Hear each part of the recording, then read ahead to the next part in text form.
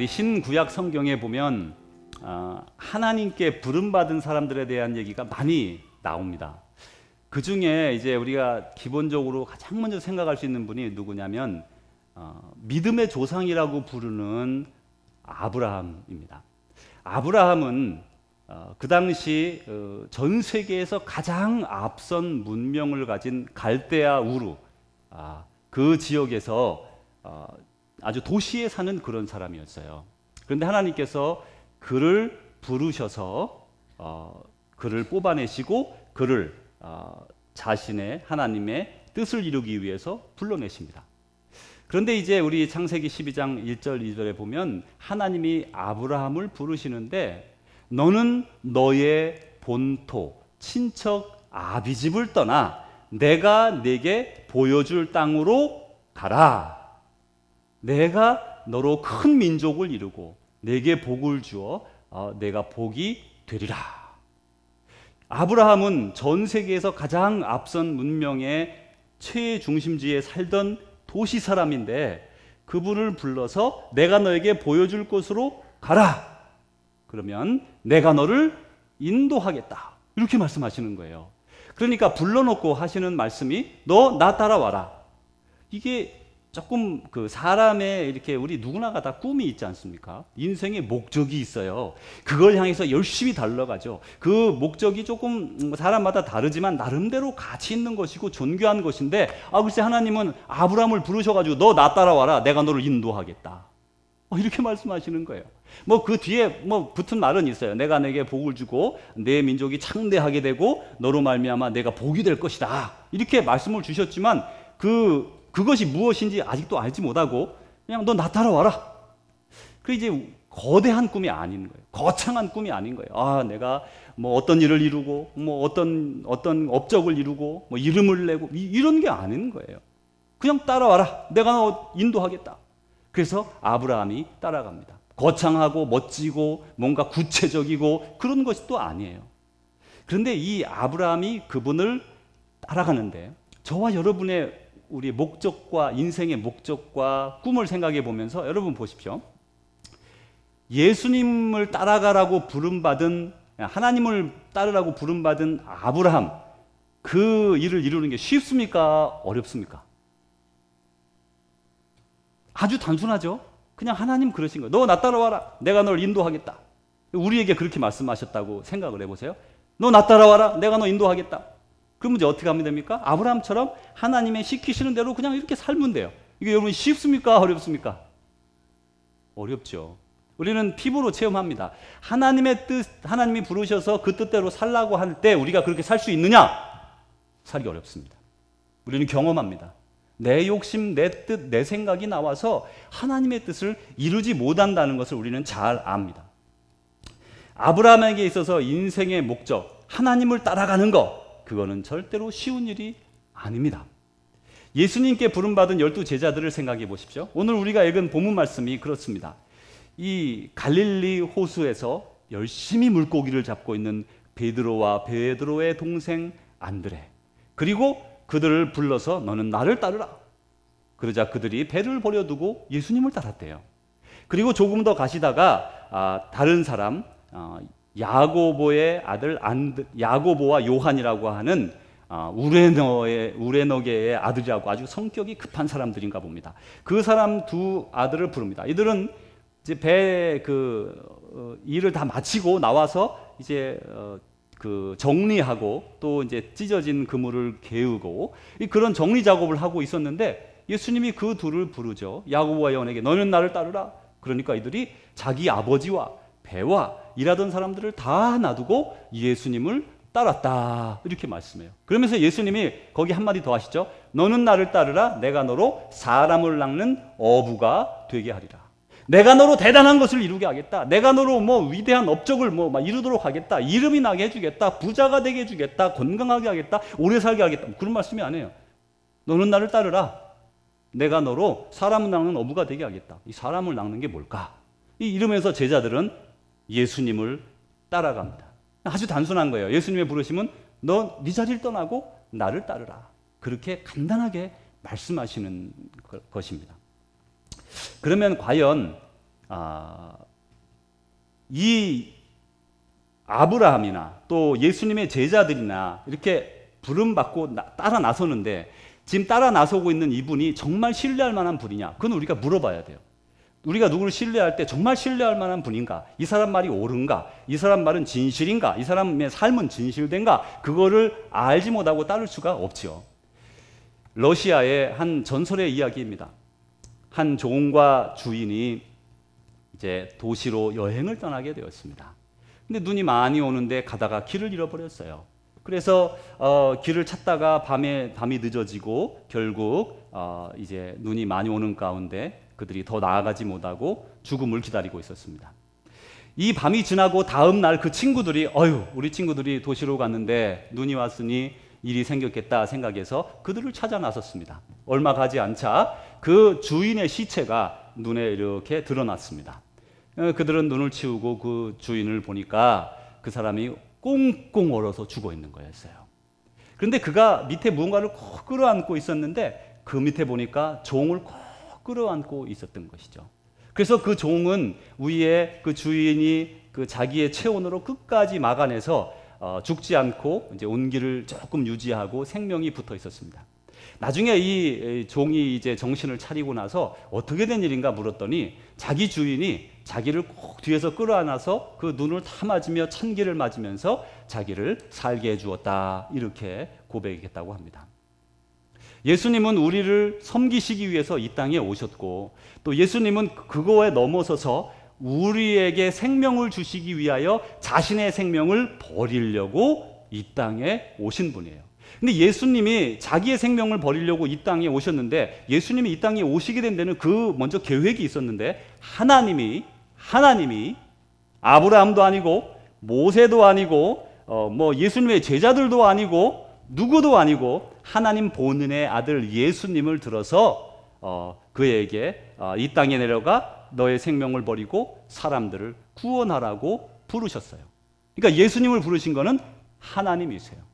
하나님이 다른 어떤 사람을 부른 게 아니라 자신의 아들 예수 그리스도를 부르셔서 그를 세상으로 보내셨습니다. 예수님은 그러자 그 부르심을 받고 거기에 순종해서 이 땅에 내려오시게 되었어요. 그래서 예수님이 이렇게 요한복음 6장에서 말씀하셨어요. 내가 하늘에서 내려온 것은 내 뜻을 행하려 함이 아니라 나를 보내신 이의 뜻을 행하려 함이라. 여러분, 예수님은 하나님께 부름을 받는데 하나님의 사역을 위해 이 땅에 오시는데 내 뜻을 이루려 함이 아니라 나를 보내신 내 아버지의 뜻을 이루려고 보냄을 받았다라고 이렇게 고백하시는 겁니다. 이제 그러면 저와 여러분을 부르신 주님 그리고 하나님 앞에 우리를 부르신 이유와 목적은 무엇일까? 우리를 왜 불렀을까? 두 가지로 생각을 해보려고 그럽니다. 가장 먼저 주님이 우리를 부르신 이유는 하나님의 자녀를 삼으려고 부르신 것이에요. 요한복음 1장 12절에 그렇게 말씀하시잖아요. 영접하는 자 곧 나를 믿는 자들에게는 하나님의 자녀가 되는 권세를 주셨다. 예수님은 그 목적을 위해서 이 땅에 오시고 그리고 우리를 불러주신 거예요. 그래서 저와 여러분을 부르신 이유는 우리가 하나님의 자녀가 되도록 부르시려고 오신 것이죠. 우리는 그렇게 하나님의 자녀가 된 것입니다. 한국에 아버지를 잃은 5남매가 어렵사리 살고 있는 집이 있었습니다. 큰 형은 선생님인데 이제 출가해서 아내와 살고 이제 둘째 형이 결혼해서 집안의 조그마한 가업을 이렇게 엄마와 함께 꾸려가고 있었습니다. 동생들이 아직 어려서 뭐 중학생, 초등학생 그리고 3, 4살 된 아이가 있는 그런 5남매 집안이었습니다. 어머니가 갑자기 어느 날 심장마비로 돌아가셨어요. 아주 젊은 나이였습니다.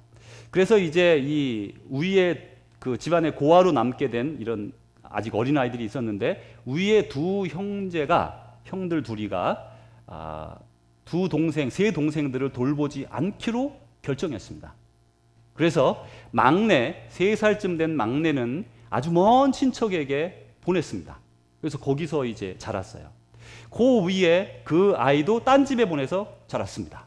그리고 그 바로 밑에 3번째 아들인데 그 아이는 집안에서 일을 시키면서 이제 그 아이가 학교를 졸업해서 대학을 가게 되었습니다. 근데 이 아이에게는 어떤 병이 있었는가 하면 이렇게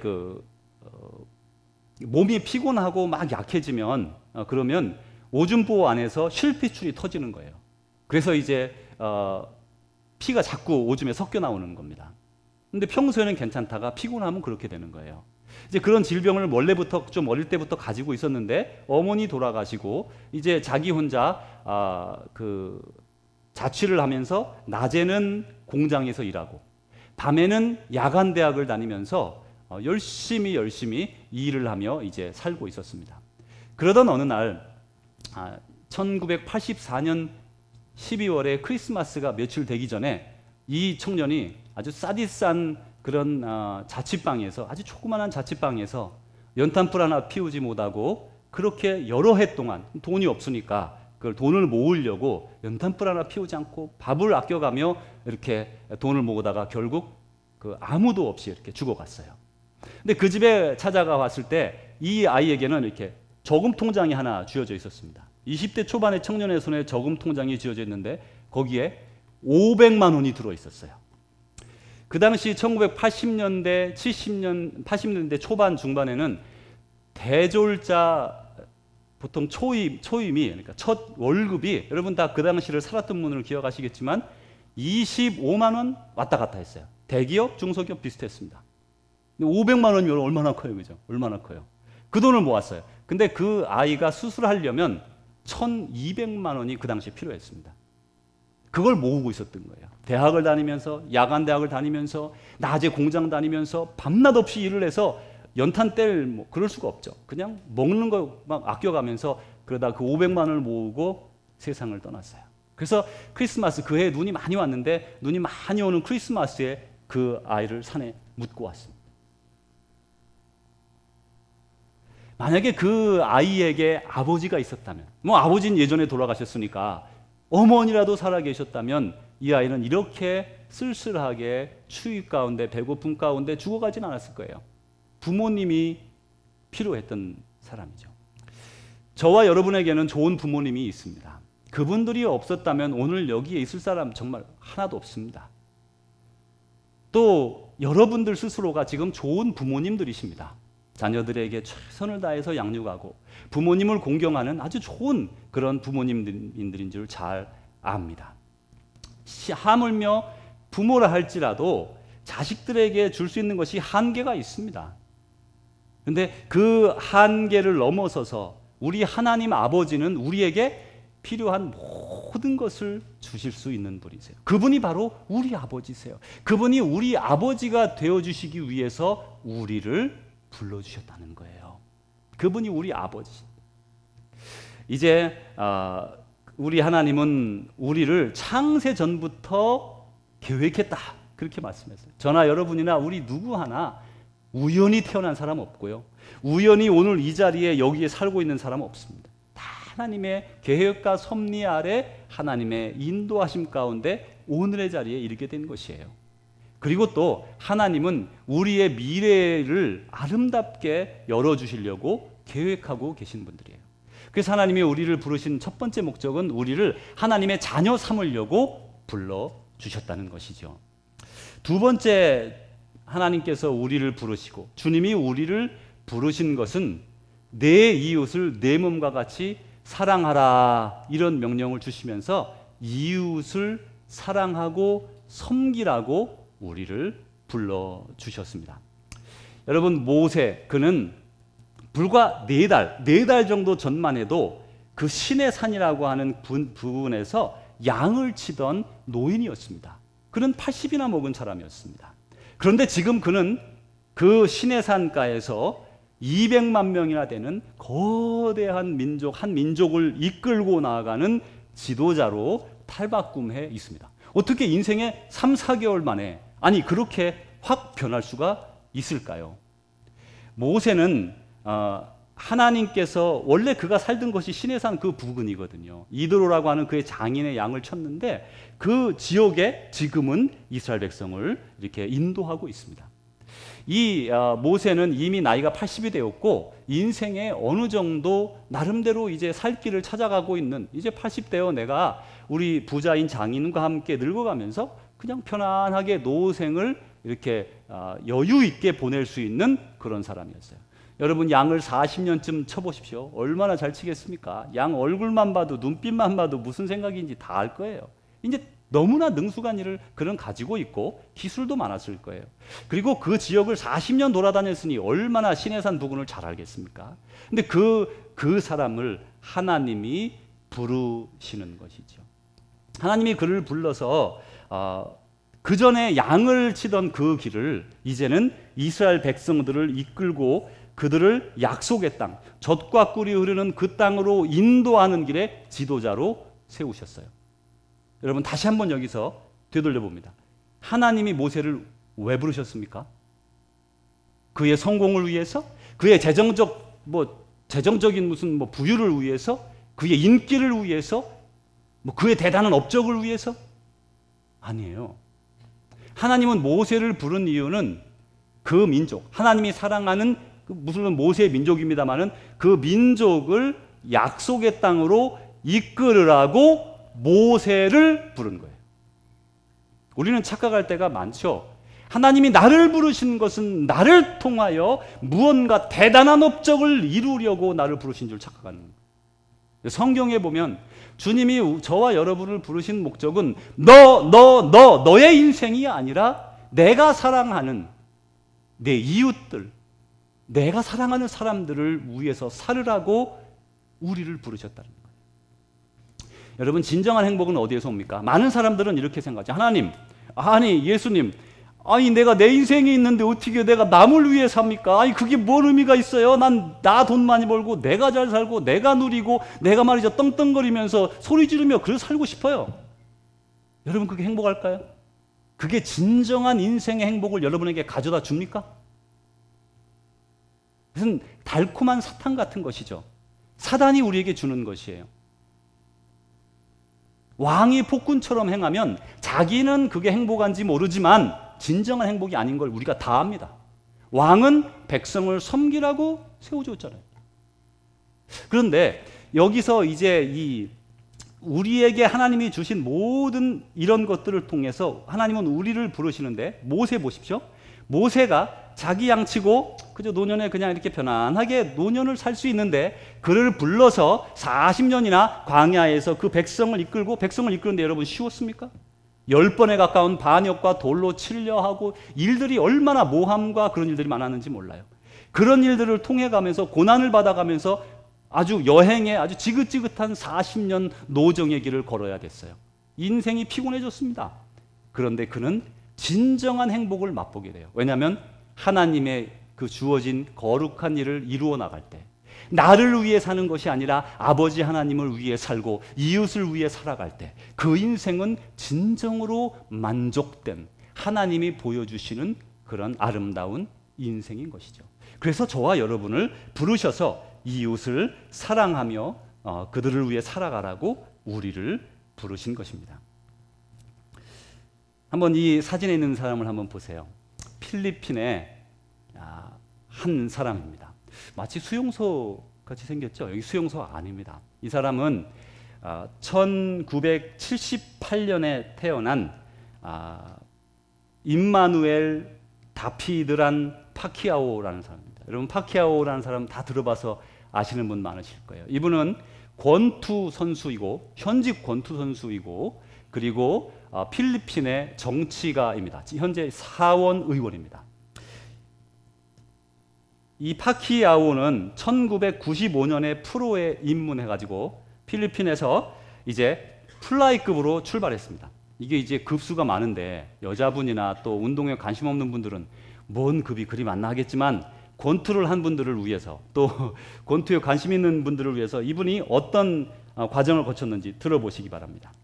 95년에 프로에 입문해서 플라이급으로 출발했습니다. 98년 WBC 플라이급 타이틀을 땄습니다. 2001년 슈퍼 팬텀급 또 2008년 슈퍼 패더급 챔피언이 되었습니다. 그해 6월에 WBC 라이트급에서 세계 정상에 올라서 아시아인으로는 최초로 네 체급의 타이틀을 가지게 됐습니다. 2009년 그는 IBO 라이트 웰터급 타이틀 매치에서 다시 메달을 따가지고 5채급을 석권했습니다. 그 다음에 2009년 11월 WBO 웰터급 타이틀 매치에서 또 이겨가지고 챔피언이 돼서, 그리고 또 다른 통합적으로 되면서 최고 세계 챔피언 타이틀이 8개가 됐습니다. 8개.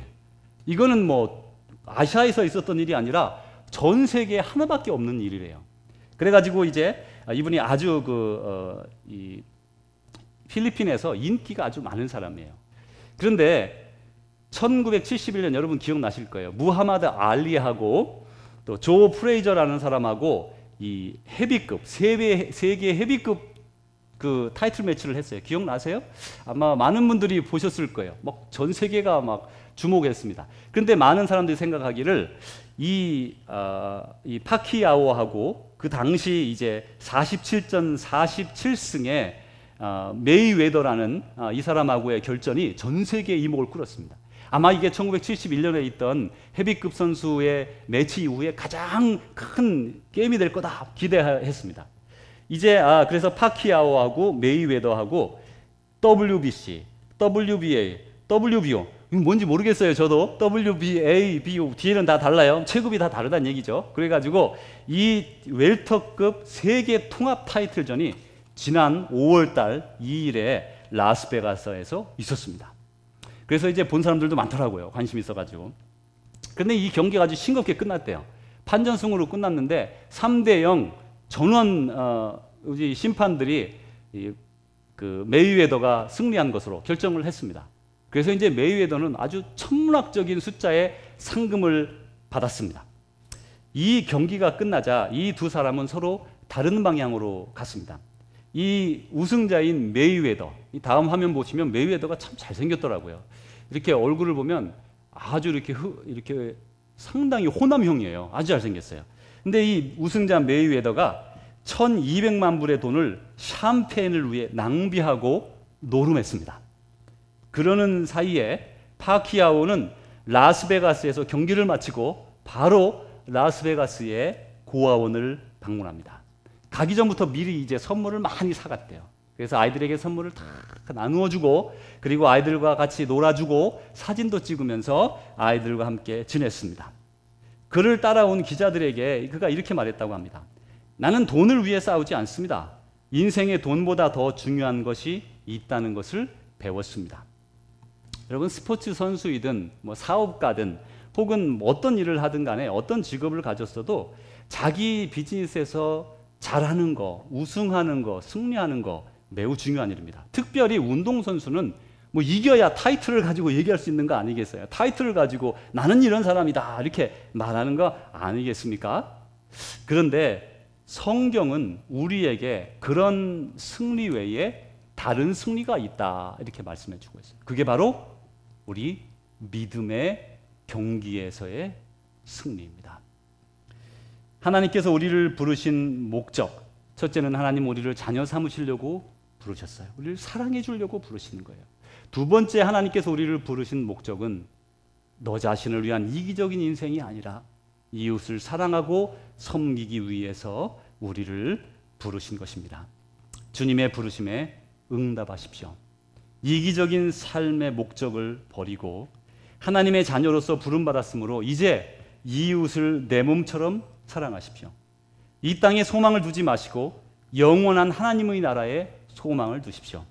주님께서 여러분과 함께 하실 것입니다. 주님께서 능력으로 여러분을 세워 주실 것입니다. 기도하겠습니다. 하나님 아버지, 감사합니다. 성경에서 하나님께 부름받은, 주님께 부름받은 사람들을 보면 자기를 위한 인생을 살으라고 부르신 것이 아니라 하나님의 일을 이루라고, 다른 사람들을 사랑하라고 불러주신 것을 우리는 보았습니다. 그리고 거기에 진정한 행복이 들어있는 것도 보았습니다. 아버지 앞에 무릎을 꿇습니다. 주님, 우리는 우리가 인식하지도 못하는 사이에 세상의 자본주의적 가치관이 가져다 준 것, 잘나야 되고 많이 벌어야 되고 위세해야 되고 목에 목을 세워야 되고 그런 것이 잘난 것처럼, 그게 진짜 인생의 승리인 것처럼 착각하고 그것을 향해 달리고 있거나 혹은 그것을 가졌다고 의기양양하며 교만한 삶을 살아가던 우리들이었음을 솔직하게 고백합니다. 사도 바울은 있는 자는 없는 것을 자랑하라 하였고 없는 자는 있는 것을 자랑하라 말씀합니다. 하나님께서 우리를 부르셔서 자녀 삼아 주시고 하나님께서 우리를 부르셔서 이웃을 사랑하라 하셨으니 그 주신 목적을 깨달아 새로운 삶의 길로 나아가도록 우리에게 믿음을 더하여 주옵소서.